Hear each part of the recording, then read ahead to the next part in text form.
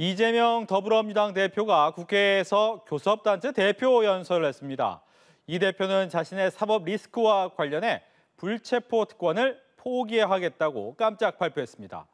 윤석열 정부에 대해선 국민을 포기한 정권이라고 강하게 비판했습니다. 수혜 기자 연결해 알아봅니다. 차승은 기자. 네, 이재명 더불어민주당 대표가 불체포 특권을 내려놓겠다고 선언했습니다. 자신에 대한 수사를 정치 수사로 규정하면서 구속영장을 청구하면 제발로 출석해 검찰에 무도함을 입증하겠다고 밝혔습니다. 이재명을 다시 포트라인에 세우고 체포 동의안으로 민주당의 갈등과 균열을 노리는 것인가 그렇게 생각합니다. 저를 향한 저들의 시도를 용인하지 않겠습니다.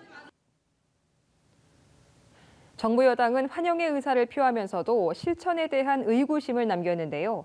국민의힘 김기현 대표는 말로 할 게 아니라 실천하면 좋을 것 같다.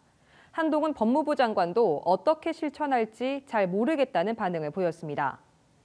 이번 국회 연설에서 이 대표는 지난 1년간 윤석열 정부의 국정에 대해서 강하게 비판하기도 했는데요.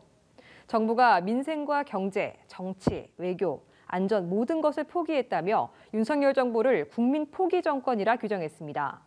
예고했던 대로 후쿠시마 원전 오염수 방류 문제와 12구 이태원 참사를 언급하며 윤석열 정부가 국민 생명과 안전을 포기했다고도 지적했습니다. 당정 소식도 알아보죠. 국민의힘과 정부가 사교육비를 줄이기 위한 공교육 강화 대책을 발표했습니다. 공교육 과정에서 다루지 않은 이른바 킬러 문항을 수능에서 빼기로 했다고요. 그렇습니다. 당정은 교육에 대한 국가의 책임을 강화해서 사교육 수요를 공교육 안으로 적극 흡수하겠다는 방침인데요. 일단 공교육 과정에서 다루지 않는 이른바 킬러 문항을 학생과 학부모를 사교육으로 내모는 근본적인 원인으로 보고 수능 출제에서 배제하기로 했습니다.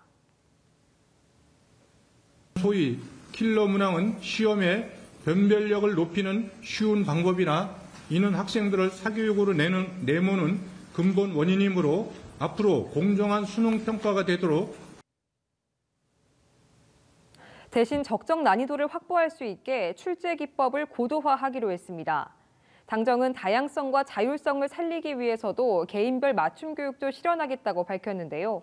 지난 정부에서 폐지 논란을 빚었던 자사고, 외고, 국제고를 존치하기로 결정했습니다. 당정은 이어 학부모들이 불안해하지 않도록 수능 입시 대형 학원의 거짓 과장 광고에도 엄중히 대응하기로 했습니다. 당정에 참석한 이주호 부총리 겸 교육부 장관은 윤 대통령이 학원만 배불리는 상황을 여러 차례 지적했는데도 대책을 신속히 내놓지 못해 국민께 죄송하다고 말했습니다. 지금까지 국회에서 전해드렸습니다.